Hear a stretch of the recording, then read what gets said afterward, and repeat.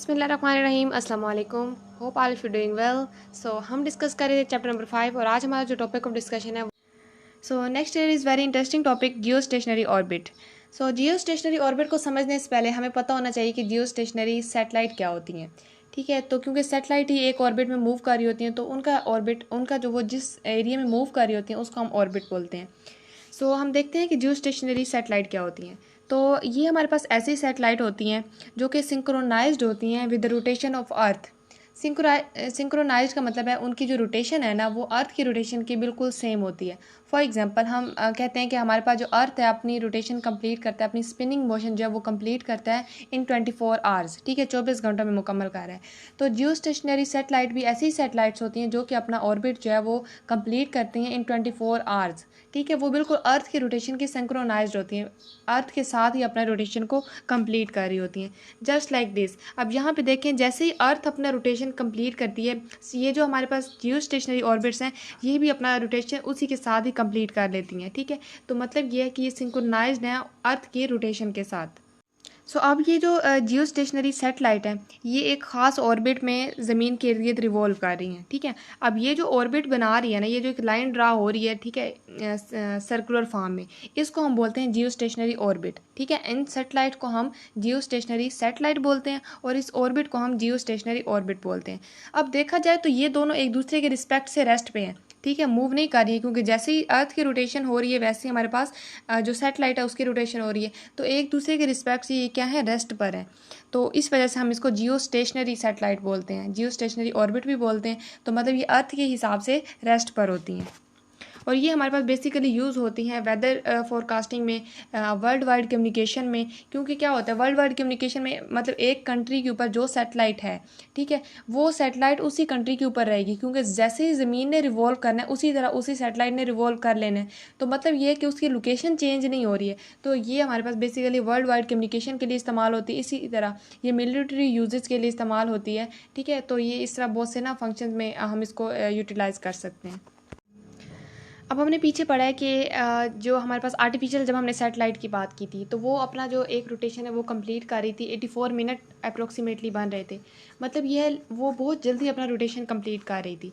लेकिन यहाँ पे हम कह रहे हैं कि उसने अपना रोटेशन जो है वो ज़मीन के हिसाब से करनी है, ज़मीन की रोटेशन के हिसाब से। ठीक है, तो 24 आवर में वो अपनी रोटेशन को कंप्लीट करेगी। मतलब ये कि यहाँ पे उसकी जो वेलोसिटी है वो कम हो जाएगी।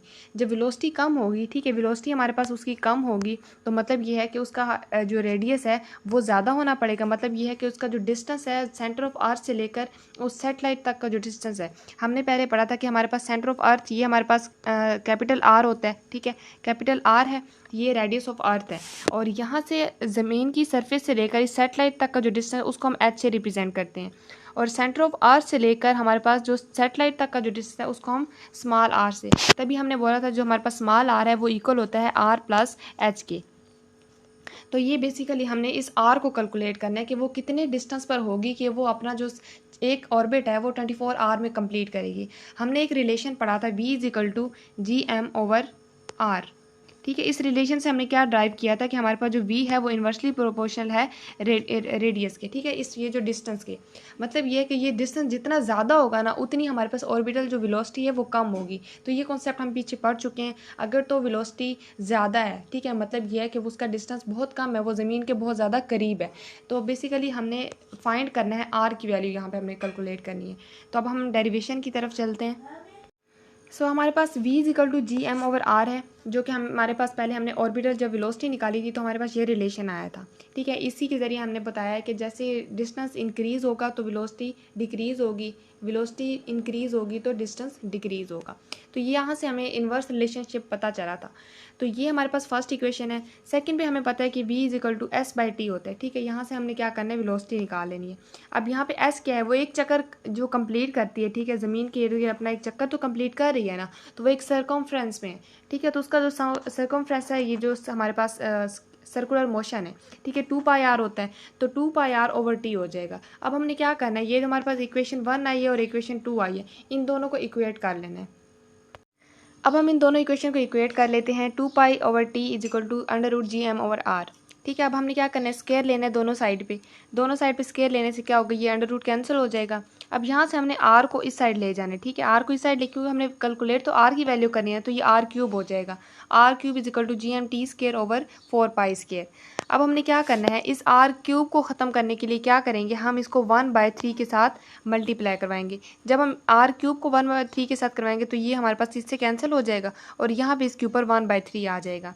अब यहाँ पे हम इन सब की वैल्यूज़ पुट करके, सो जी की वैल्यू हमारे पास होती है 6.67 इंटू 10⁻11। ठीक है, और हमारे पास जो एम है ये मास ऑफ द अर्थ। ठीक है, 6 इंटू 10⁻24, और जो टाइम ये क्या होता है 24 आ रहा है, हमें पता है इसको सेकंड में कन्वर्ट कर लेना है। तो यहाँ से हम क्या करते हैं, इसकी वैल्यू कैलकुलेट करते हैं। तो हमारे पास जो आता है ना डिस्टेंस टोटल, वो आता है 42,400 किलोमीटर। मतलब ये कोई भी जो सैटेलाइट है वो इतने डिस्टेंस पर होगी तो ही वो सिंक्रोनाइज्ड होगी विद द रोटेशन ऑफ अर्थ, तभी उसकी वेलोसिटी इतनी होगी कि वो ज़मीन के साथ साथ ही मूव करेगी। सो हमारी वैल्यू के मुताबिक हमारे पास क्या आया है, हमारे पास जो सेंटर ऑफ द अर्थ से लेकर जो सैटेलाइट तक का जो डिस्टेंस आया है वो क्या आया है, 42,400 किलोमीटर। मतलब ये है कि इतने डिस्टेंस पर होगी तो ही वो सिंक्रोनाइज्ड होगी विद द रोटेशन ऑफ अर्थ। अच्छा, अब हमारे पास ये क्या होता है, ये थी हमारे पास, ये तो आर की वैल्यू है। अब यहाँ से यहाँ तक जो डिस्टेंस था वो हमारे पास था एच। ठीक है, और ये हमारे पास था कैपिटल आर, जो रेडियस ऑफ द अर्थ था। अब रेडियस ऑफ द अर्थ हमें पता है ये कितना होता है, 6400 किलोमीटर। ठीक है, अब हम क्या करते हैं, हमारे पास जो आर है वो इक्वल होता है कैपिटल आर प्लस एच। तो यहाँ से हम क्या कर सकते हैं, एच की वैल्यू फाइंड कर सकते हैं, क्योंकि हमें स्मॉल आर की वैल्यू भी पता है और कैपिटल आर की। तो 42 क्या हो जाएगा, R minus capital R is equal to H. तो 42,400 में से 6400 को अगर हम माइनस करें तो हमें एच की वैल्यू फाइंड हो जाएगी। मतलब ये कि ज़मीन की सरफेस से लेकर जो सैटेलाइट तक का जो डिस्टेंस है वो भी हमें पता चल जाएगा कि वो कितना होता है। सो अगर हम इनको माइनस करें तो माइनस करने से हमारे पास जो आंसर आता है वो आता है 36,000 किलोमीटर। मतलब ये है कि ज़मीन की सरफेस से लेकर जो सैटेलाइट तक है उस तक जो डिस्टेंस बना है, यानी जो एच की वैल्यू हाइट है वो है 36,000 किलोमीटर। कोई भी सैटेलाइट जो कि ज़मीन की सरफेस से इतने डिस्टेंस पर होगी तो वो सिंक्रोनाइज्ड होगी with the rotation of earth. So ये हमारे पास टोटल कॉन्सेप्ट था जियो स्टेशनरी ऑर्बिट का। हमें पता चल गया कि हम कितने डिस्टेंस पर उसको रखेंगे तो हमारे पास जो वो सिंक्रोनाइजेशन आ जाएगी, या ज़मीन की सरफेस से उसकी हाइट कितनी होगी, कि हम कह सकते हैं कि वो जो जियो स्टेशनरी सैटेलाइट है वो सिंक्रोनाइज्ड है with the rotation of earth. Hope so आप लोगों को समझ आ गई होगी। So that's all about the geostationary orbit, and then we will move toward the next topic, communication satellite. So देखते हैं कि कम्युनिकेशन सैटेलाइट क्या होती है। तो कम्युनिकेशन सैटेलाइट, जो कम्युनिकेशन का मतलब क्या होता है, कम्युनिकेशन का मतलब होता है राब्ता। मतलब हम एक जगह पे बैठ के दुनिया के किसी भी कोने में किसी दूसरे इंसान से जो बातचीत कर रहे होते हैं, इन्फॉर्मेशन शेयर कर रहे होते हैं, तो वो हमारे पास किसके ज़रिए हो रहा होता है, सैटेलाइट के ज़रिए हो रहा होता है। तो ये हमने देखना है कि कम्युनिकेशन सैटेलाइट के लिए कौन सी सैटेलाइट इस्तेमाल होती हैं और वो किस तरह वर्क कर रही होती हैं। तो बेसिकली जो कम्युनिकेशन के लिए सैटेलाइट यूज़ होती हैं वो हमारे पास वही सैटेलाइट होती हैं जो कि अर्थ के रोटेशन के साथ सिंक्रोनाइज्ड होती हैं, और ये बात हम पढ़ चुके हैं जियो स्टेशनरी सैटेलाइट में। तो मतलब ये है कि जो जियो स्टेशनरी सैटेलाइट्स हैं जो कि ज़मीन से काफ़ी फासले पर होती हैं और इसका डिस्टेंस हम कैलकुलेट कर चुके हैं पहले भी, तो उस डिस्टेंस पे होने की वजह से ये जो इनकी जो रोटेशन होती है ना वो अर्थ के साथ सिंक्रोनाइज्ड होती है। मतलब ये अपना एक रोटेशन 24 आवर्स में कंप्लीट कर रही होती हैं। तो हमारे पास जो पहली बात तो ये है कि कम्युनिकेशन सैटेलाइट जो होती हैं वो होती हैं जियो स्टेशनरी सैटेलाइट। सो हम देखते हैं कि हमारे पास एक जो हमारी जो अर्थ है उसकी टोटल सरफेस को कितनी सैटेलाइट्स ने कवर किया हुआ है कि हमारे पास पूरी दुनिया में कम्युनिकेशन पॉसिबल है। तो बेसिकली हमारे जो अर्थ को कवर करने वाली सैटेलाइट हैं वो 3 होती हैं। ठीक है, वो 3 सैटेलाइट हमारे पास 3 जियो स्टेशनरी सैटेलाइट हमें रिक्वायर होती हैं कि वो अर्थ की सरफेस को कवर करके वर्ल्ड वाइड कम्युनिकेशन करवा सकें। फॉर एग्जांपल हमारे पास जो ये 3 सैटेलाइट हैं, ठीक है, ये 3 सैटेलाइट हमारे पास इस्तेमाल हो रही हैं कम्युनिकेशन के लिए। तो अब एक जो सैटेलाइट है ना उसका जो वो डिस्टेंस कवर करती है, अब मैंने ये जो निशान लगाए मैंने ब्लू कलर में, ठीक है, वो इतना डिस्टेंस कवर कर रही है। ठीक है, वो इतना ही डिस्टेंस कवर करेगी, मतलब उसके जो सिग्नल हैं इसी एरिया पर आएंगे। और जो दूसरी सैटेलाइट है वो अपने सिग्नल इस एरिया में देगी, तीसरी सैटेलाइट इस एरिया में। मतलब ये तीनों सैटेलाइट मिल के पूरी अर्थ को कवर कर लेती हैं। तो ये एंगल जो बनाते हैं, हर सैटेलाइट एंगल बनाती है 120 का। ठीक है, तो ये बात याद रखनी है कि हमारे पास टोटल 3 सैटेलाइट्स रिक्वायर होती हैं और हर सैटेलाइट जो है ना वो 120 का एंगल बना के हमारी अर्थ में कम्युनिकेशन को पॉसिबल करवाती है। इसके अलावा जो वेव्स हमारे पास इस्तेमाल हो रही होती हैं इन सेटेलाइट में, वो हमारे पास होती है माइक्रोवेव्स। ठीक है, माइक्रोवेव्स ऐसी वेव्स हैं जो जिनको मूव करने के लिए कोई मीडियम रिक्वायर नहीं होता, यानी ये इलेक्ट्रोमैग्नेटिक वेव हैं और इनकी बीम बहुत नैरो होती है और ये काफ़ी ज़्यादा डिस्टेंस कवर कर सकते हैं। इस वजह से हम माइक्रोवेव को इस्तेमाल करते हैं इन सेटेलाइट में, ताकि वो ज़्यादा से ज़्यादा डिस्टेंस कवर कर सकें। तो ये तीसरी बात होगी। एक तो हमारे पास ये जियो स्टेशनरी सेटेलाइट होती हैं, दूसरा ये कि इनकी जो एंगल होता है, मतलब ये जो एक सेटेलाइट है वो कवर करती है 120 डिग्री। ठीक है, और तीसरी बात हमने कर ली है कि इनमें जो वेव्स इस्तेमाल होती हैं वो होती है माइक्रोवेव। उसके बाद हमारे पास ये इनको अब देखना ये है कि इनको एनर्जी कहाँ से मिलती है। अब ये जो सेटेलाइट्स होती हैं ना, उसकी जो सरफेस होती है ना, उसमें हमारे पास मौजूद होती हैं सोलर पैनल लगे हुए होते हैं। ठीक, अब हमने ये देखना है कि ये जो सोलर सेटेलाइट्स होती हैं इनको एनर्जी कहाँ से मिलती है, क्योंकि इनको एनर्जी तो चाहिए होती है ना वर्किंग के लिए। अब ये तो नहीं है कि ज़मीन से हम इनको पावर सप्लाई करते रहें और वो उस एनर्जी को इस्तेमाल करते हुए ये अपना वर्क कंटिन्यू करें। तो यहाँ पे इसमें सिस्टम लगा होता है सोलर पैनल का। ठीक है, यहाँ पे इसके जो होते हैं ना सोलर पैनल लगे हुए होते हैं। मतलब ये है कि सूरज की रोशनी से ये अपने आप को चार्ज करते हैं और फिर एनर्जी लेते हैं वर्क करने के लिए। अब यहाँ पे एक सोलर सेंसर भी लगा होता है, तो जिस तरफ सूरज की रोशनी होती है ना, ये अपने आप को उसी साइड पे मोड़ लेती हैं। तो इस वजह से इनकी जो एनर्जी है ना वो डिस्टर्ब नहीं होती और ये काम करती रहती हैं। तो ये अपनी जो टोटल एनर्जी है वो सूरज से ही ले रही होती हैं, सोलर पैनल की मदद से। और इसके अलावा हमारे पास जो ज़मीन में है ना, अर्थ स्टेशन की अगर बात करें तो हमारे पास 200 अर्थ स्टेशन है। 200 अर्थ स्टेशन ऐसे स्टेशन हैं। अब हमारी जो जितनी भी सिग्नल्स ये सेटेलाइट देती हैं वो हमारे डायरेक्ट टीवी या मोबाइल डायरेक्ट कैच नहीं कर सकते। सबसे पहले ये सिग्नल आते हैं अर्थ स्टेशन पे, फिर वहाँ से हमारे मोबाइल्स में या फिर टीवी में ट्रांसफ़र होते हैं। तो ज़मीन में टोटल हमारे पास 200 अर्थ स्टेशन लगे हुए हैं जो इन के सिग्नल को रिसीव करते हैं। रिसीव करने के बाद वो फिर नेक्स्ट ट्रांसमिट कर देते हैं।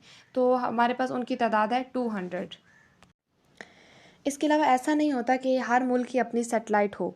ठीक है, तो हमारे पास हर मुल्क की अपनी सेटेलाइट नहीं होती। ऐसा होता है कि मुख्तलिफ ममालिक मिलकर ना एक सेटेलाइट लॉन्च कर देते हैं और फिर वो उस सेटेलाइट के फिर फ़वाइद सभी हासिल करते हैं। मतलब बाकी एक कंट्री अगर वो सेटेलाइट बना रहा है तो बाकी सब उसको उसमें कंट्रीब्यूट करेंगे और पे करेंगे, और फिर वो जो सेटेलाइट है ना वो उस पूरे उन सब ममालिक की होगी, वो सब उसको यूटिलाइज़ कर सकेंगे।